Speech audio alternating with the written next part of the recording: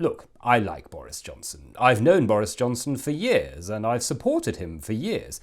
I knew exactly who he was, and yet, despite that, I was happy to support him, because he won elections, and that's all that matters.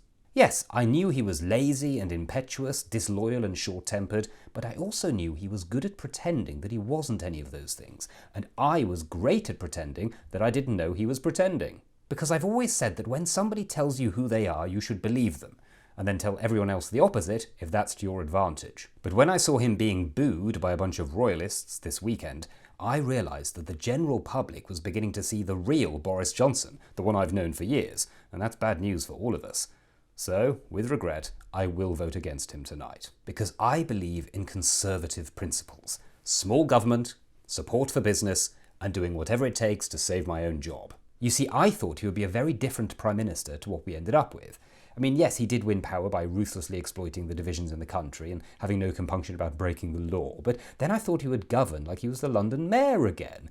You know, jolly and a bit useless and just taking credit for decisions made before him. Whatever happens tonight, I'm sure that the vote will draw a line under our recent troubles, as in underline them so they stand out even more. One of my colleagues just said that Boris's performance at the 1922 committee reminded him of watching ITV3.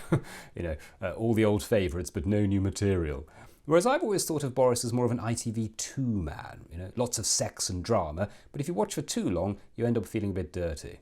Having said that, I see that Love Island's starting again, so if Boris loses tonight, maybe he could make a special guest appearance and try his luck with a new demographic. Maybe he'll get the golden buzzer. Is that how it works? I don't know, I've never watched it with the sound on. This was a difficult video to make, and can I make it clear that if he does win a big majority tonight, I will deny ever making this and instead release the video I've just made where I say I support him wholeheartedly and he got all the big calls right. Because I believe in conservative principles.